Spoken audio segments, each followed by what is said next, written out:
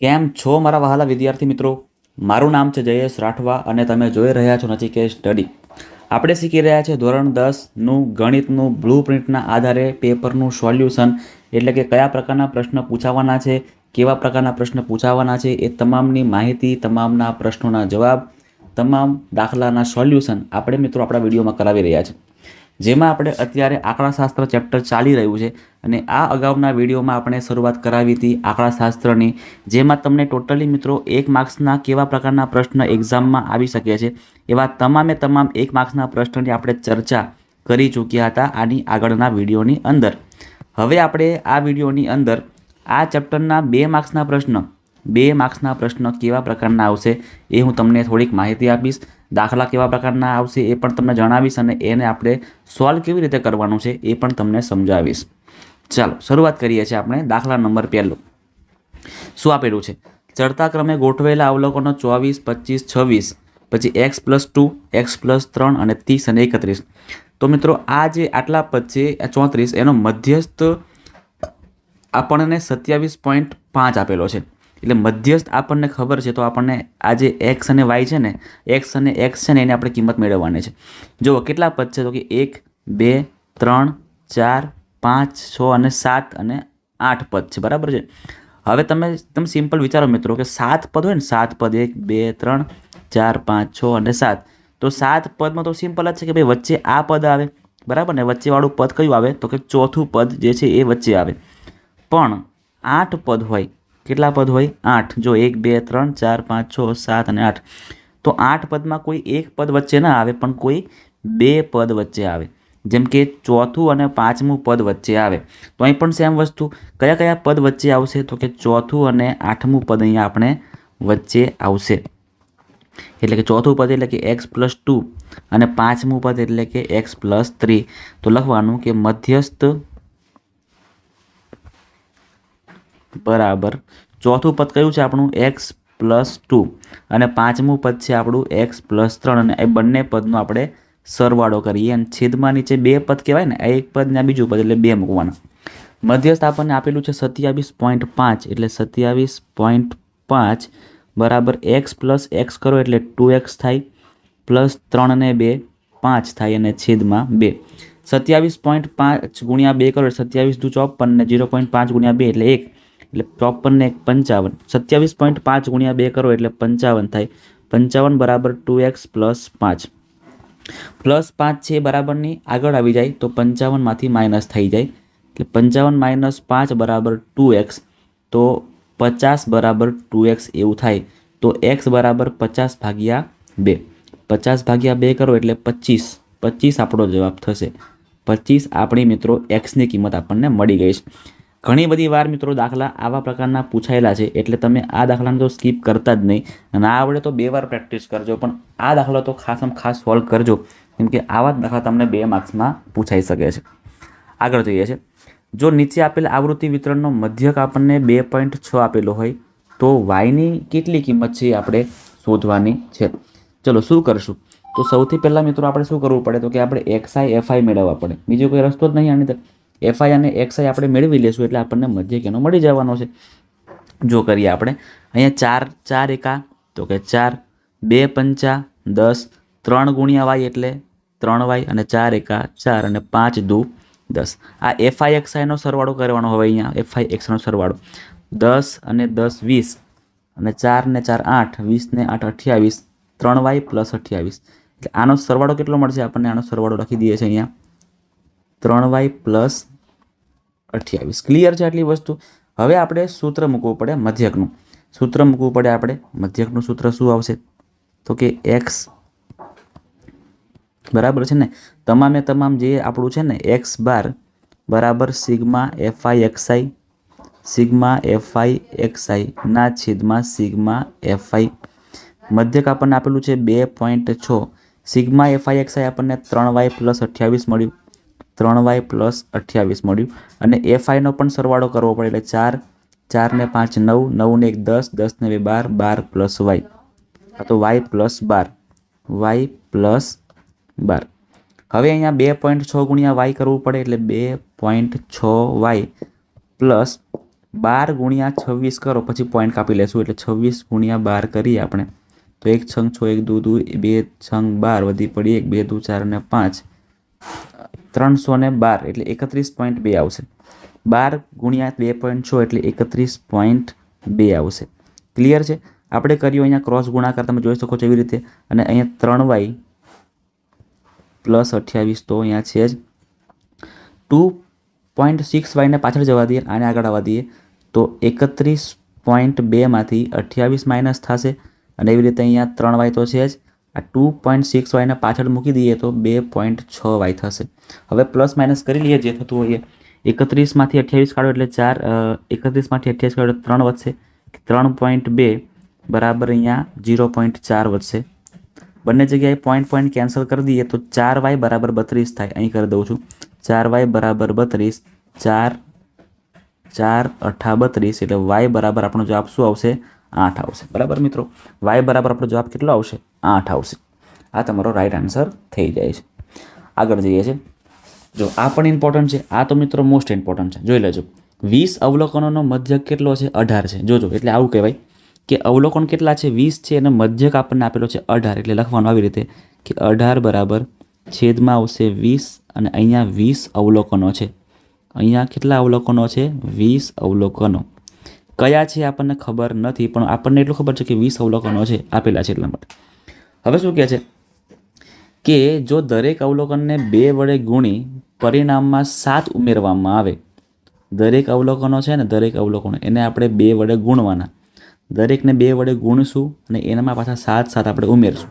જોજો શું બનશે, અહીંયા ખાસ સમજી લેજો. દરેક કુલ કેટલા? 20 અવલોકન છે, અને 20 અવલોકનને આપણે 2 વડે ગુણવાના છે. બરાબર છે ને? 20 અવલોકનને આપણે 2 વડે ગુણવાના છે. તો આવી રીતે બનશે. સૌથી પહેલાં 18 ગુણ્યા 2 કરીએ એટલે 18 દુ 36, 360 બરાબર 20 અવલોકનો થાય. 360 બરાબર 20 અવલોકનો આપણું જે મળી ગયું એ કે 20 અવલોકનોનો સરવાળો કરીએ ને આપણે તો 360 મળે. પણ હવે આપણે આમાં કેટલાક ચેન્જ કરવાના છે કે આ 20 અવલોકનોને આપણે 2 વડે ગુણીએ છીએ. તો સિમ્પલ છે મિત્રો કે આ બધા અવલોકનને 20 અવલોકનને 2 વડે ગુણીએ તો કેટલા થાય? તો કે 20 દુ 40 આપણને મળશે. બરાબર છે? 40 મળશે. અને દરેકમાં પાછા આપણે 7 ઉમેરવાના છે. દરેક અવલોકનમાં 7 આપણે ઉમેરશું. તો 20 ગુણ્યા 7 કરો તો કેટલા આવશે? 140. બરાબર છે? 140 થશે. ચાલો આગળ જોઈએ હવે કેવી રીતના આવશે તે. જોજો અહીંયા 1 મિનિટ, આપણે આ 20ને કેન્સલ મારવા પડશે. 1 મિનિટ જોજો, સિમ્પલ કરીએ, હજી વધારે સિમ્પલ કરીએ કે એકદમ શોર્ટકટમાં આપણો આન્સર આવી જાય. જો આ 20 અવલોકનો છે મિત્રો, તો 20 અવલોકનો બરાબર 360 થઈ ગયા.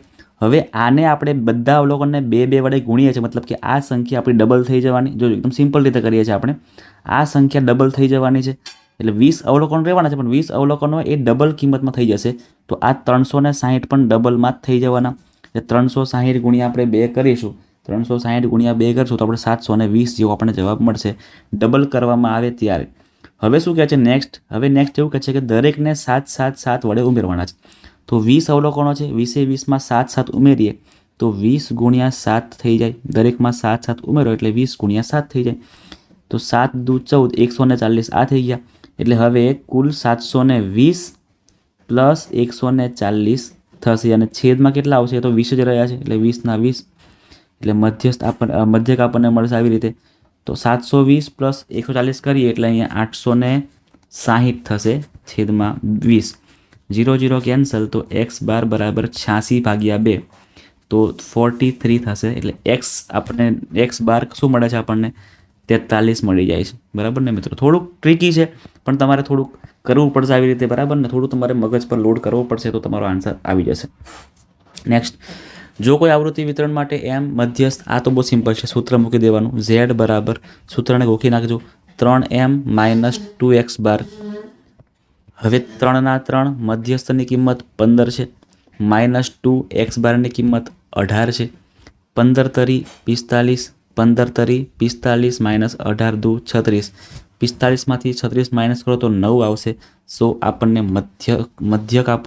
બહુલક આપણને મળે છે 9. આગળ ચડતા ક્રમે ગોઠવેલા અવલોકનો આ પહેલાં જેવું સેમ ટુ સેમ કરવાનું આવ્યું. બરાબર ને? વચ્ચેવાળી સંખ્યાઓ x વાળી જશે, યાદ રાખજો હંમેશા. બરાબર ને, ગણવાની કંઈ જરૂર પડશે જ નહીં. વચ્ચેવાળી સંખ્યા એક્સ વાળી જે સંખ્યા છે ને એ હશે. તો મધ્યસ્થ 16 બરાબર શું આવશે?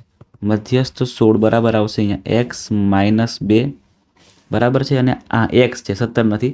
આ બે સંખ્યાઓ છે, આ બે સંખ્યાઓ છે. એટલે એક્સ માઇનસ 2 પ્લસ એક્સ અને છેદમાં કેટલી સંખ્યા છે? તો કે બે સંખ્યા છે એટલે બે મૂકવાના.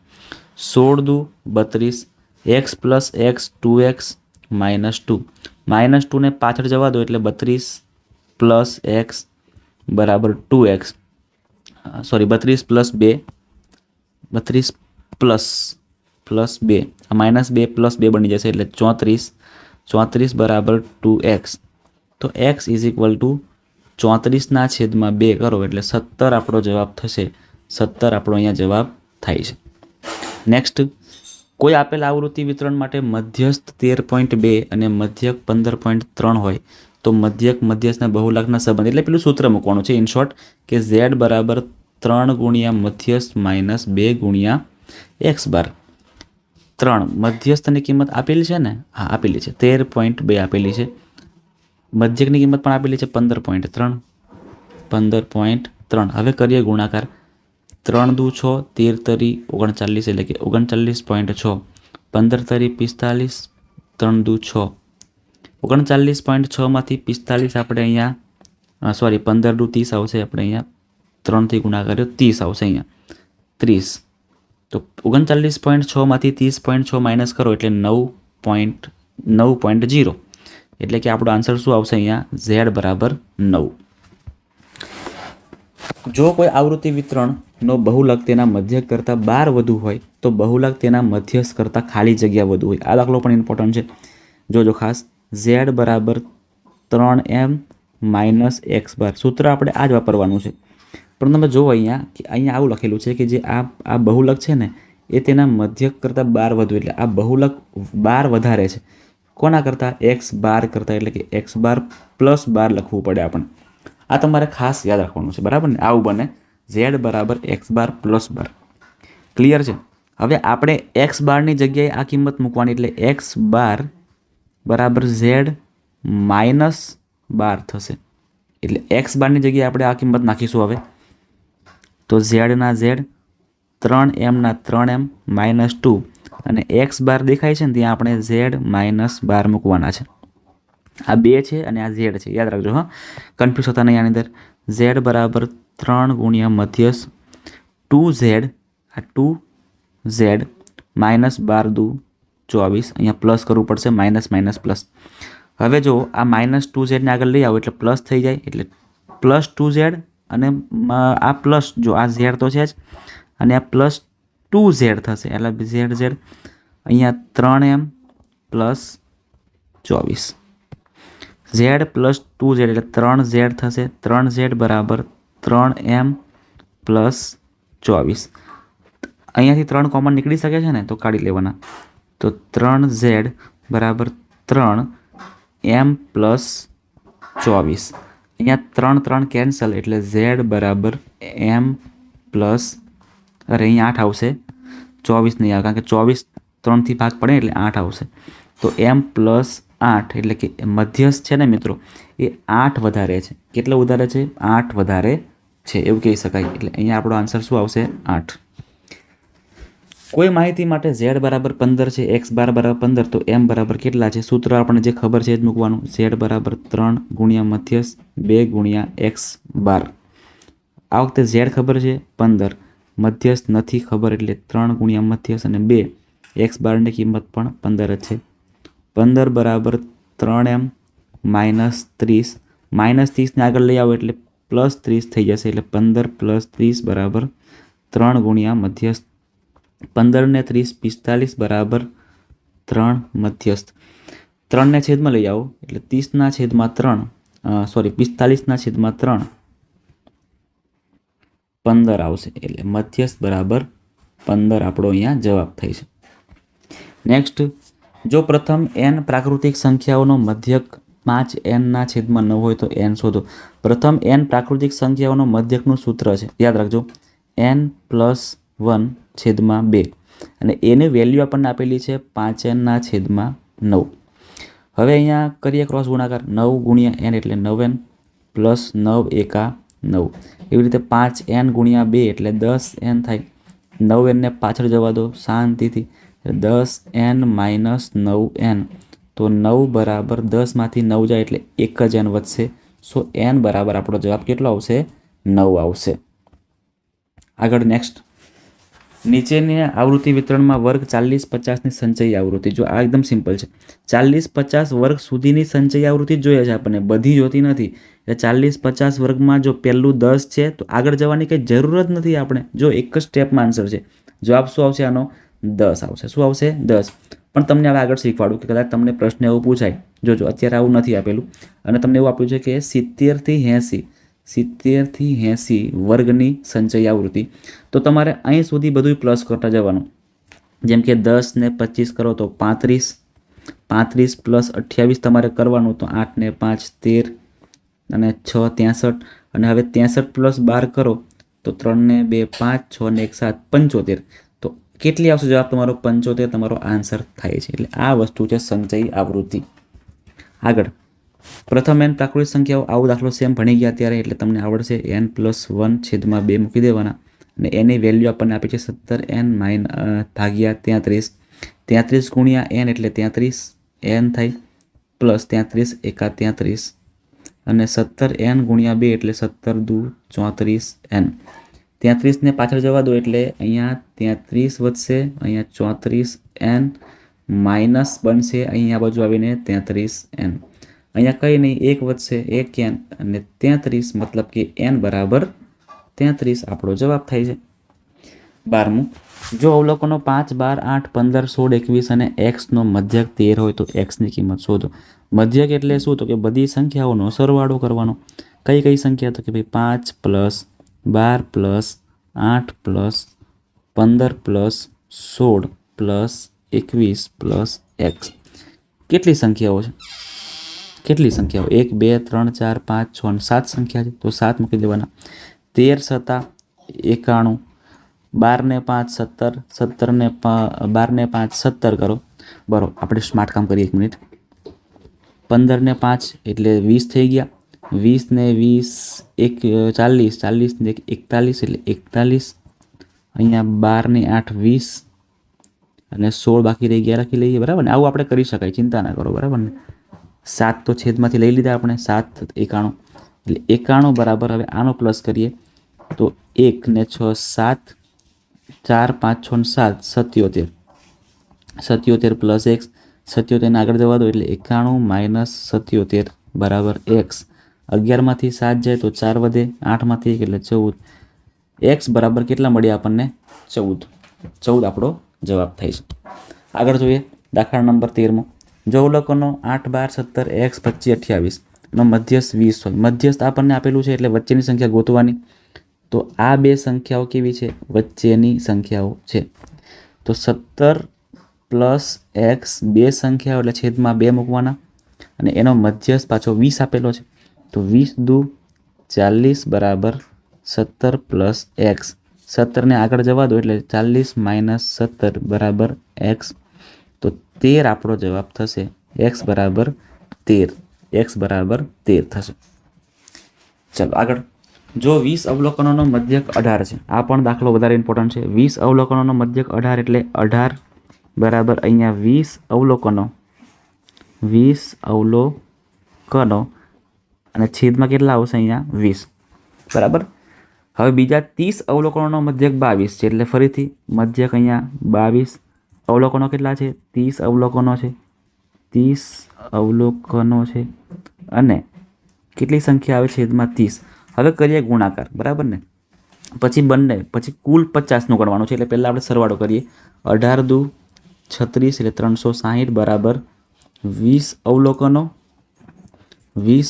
અને 22 ગુણ્યા 3 એટલે 22 તરી 66 અને 0 30 અવલોકનો હવે જો બધાનું પ્લસ કરો એટલે 20 અવલોકનો અને 30 અવલોકનો એટલે કે આનો અને આનો સરવાળો કરશું એટલે હવે મધ્યક બરાબર 360 20 વાળા આગળના અને બીજા 30 360 વાળા છે છેદમાં 2 નહીં આવે કેટલા આવશે તો કે આ 20 અને આ 30 એટલે કુલ 50 આવશે હવે આનો કરીએ સરવાળો એટલે કે 0. 6 ને 6 12 વધી પડી 1 6 7 8 9 ને 10 1020 5 50 0 0 કેન્સલ 20 50 100 અને 20 ચોક 5 ચોક 20 એટલે 20.4 આપણો જવાબ થશે કે મધ્યક બરાબર 20.4 થાય છે. ઓકે, તો મિત્રો અહીં આપણો વિડીયો પૂરો થાય છે. આપણે 2 માર્ક્સમાં પૂછાનારા તમામ એવા આઈએમપી ક્વેશ્ચનોની ચર્ચા કરી અને મિત્રો આવા જ પ્રકારના કંઈક પ્રશ્ન તમને તમારી એક્ઝામમાં જોવા મળી શકે છે. એટલા માટે આવા પ્રશ્નોની ખાસ તમે પ્રેક્ટિસ કરી લેજો. હજી પણ દાખલા કેટલાક તમારી એસાઇનમેન્ટમાં તમને જોવા મળે ખાસ આ ટાઈપના, તો એની પણ પ્રેક્ટિસ કરજો. બુકમાં જોવા મળતો એની પણ પ્રેક્ટિસ કરજો. દાખલાઓ આ પ્રકારના જ હોઈ શકે છે, બીજા કોઈ નવા પ્રકારના દાખલા નહીં જોવા મળે. તો ખાસ મિત્રો આની પ્રેક્ટિસ કરજો. તમને વિડીયો ગમ્યો હોય તો વિડીયોને એક લાઇક કરજો, તમારા મિત્રો સાથે આ વિડીયોને શેર પણ કરજો અને જો તમે ચેનલ પર નવા આવ્યા હોય તો ખાસ મિત્રો ચેનલને એક સબસ્ક્રાઈબ પણ કરી જ નાખજો.